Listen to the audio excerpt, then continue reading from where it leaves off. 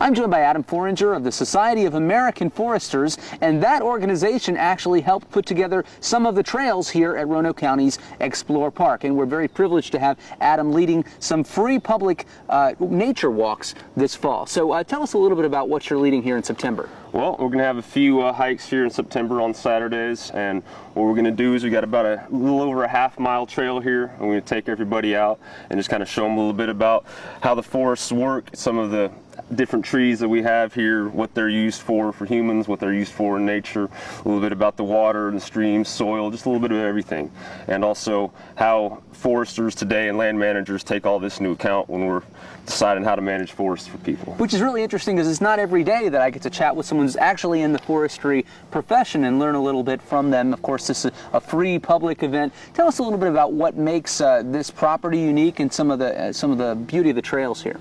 Well, this is a very nice region. You know, people in Roanoke should be very fortunate to live here. We're right on the cusp of the Appalachian Mountains to your west, and you've got the Virginia Piedmont to your east. So it's kind of a very, very diverse area, a lot of different trees and wildlife species. And some of the activities that we've done on this trail to kind of simulate different phases of forest development. There's a small clear cut, about a quarter acre. We can kind of see how things start to seed in and grow back over time. We've got some more mature stands of hardwoods. There's a pine planting in the back there, which you can kind of show people how the differences are between those types of stands that we have in this area.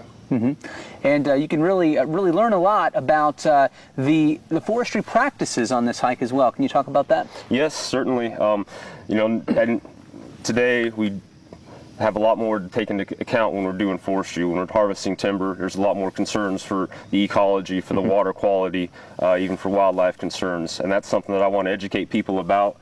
A lot of people don't know that, like you said, a lot of times you don't have an opportunity to just talk to a forester, especially since we spend most of our time out in the middle of nowhere. So, you know, I enjoy this opportunity and encourage anyone who's interested to come out and learn a little bit about how things are done nowadays with timber management and land management in general. We're very blessed to have this 14 miles of trails here at Explore in this passive recreation space. How important do you think, really quickly, is it to bring families out here and show them the natural world?